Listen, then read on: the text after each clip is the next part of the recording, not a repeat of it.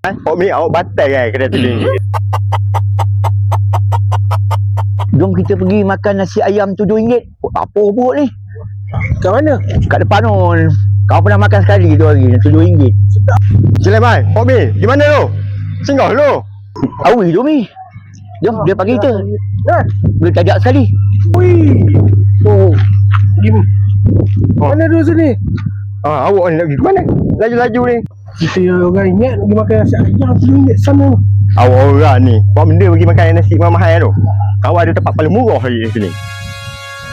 Wih, kau rasa kat Bera ni nasi ayam RM7 ni kira habis murah dah rasa ni. Pok Mi awak batal kan kedai RM7. Kawan bawa awak kedai RM4.90. Moh ikut kawan. RM4.90. Tak benda semua macam baru ni kau dengar Bera ada nasi ayam RM4.90. Murah lah tu. Murah dah ya? Murah tu. Jom kita ikut cakap Awi. Mana nak tahu? Tak ya tak tidak. Jom kita pergi. Pok Mi, Sulaiman, tak percaya lagi ni. RM4.90 tu. Tak percaya lagi. Nasi ayam. Setuju lah. RM4.90. Ui, bukan setakat nasi ayam je. Roti canai pun RM5 ni. Kedai ni. Kat Bera je dia harga macam ni. 50% tu, harga 80 hai roti canai dia tu. Mau. Aku belanja, awak bayar. Awi belanja. Pasal murah. Pok Mi, Sulaiman, awak tengok, murah ke? So ekor pun RM15. So ekor ada, so tulang ada, so daging ada. Awak pilih mana warna. Oh, ini Cak kotiau kau ada ni. Yang paling rare ni, RM4.90. oh, Paling rare. Bapak jimat Pok Mi, ni. Awak tengok ni. 5%, murah gila. Mana nak dapat? Pok Mi, tu bukan Brother Food Hunter tu. Dia TikTok tu. ya Abang. Besar. Assalamualaikum.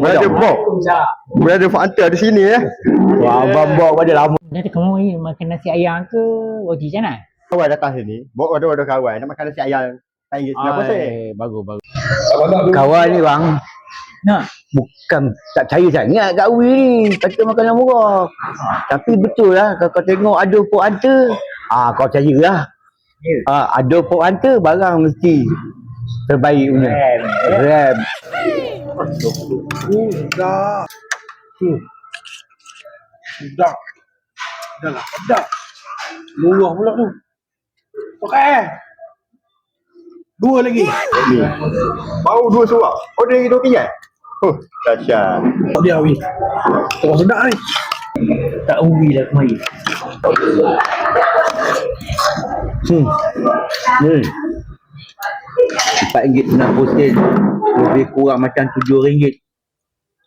Pasal RM4.90 kau ingat nak order roti.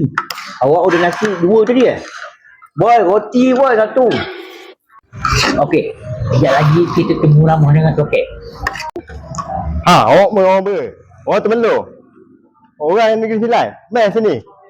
Kat Bera. Dekat dengan dataran. Dekat Boy Cafe. Berkena roti canai 5% dan nasi ayam RM4.90. Nah, kadang-kadang. Mari sini. Tersandar kawan. Disebabkan RM4.90 nasi ayam bertingkat pinggan. Mana orang-orang Bera, orang-orang Temelur, orang-orang Kemayan dan juga rakan-rakan sahabat-sahabat TikTok yang dapat video ni datang ke Boy Cafe di Kerayong belakang pentas dan jemput semua datang. Kita support. Luncur.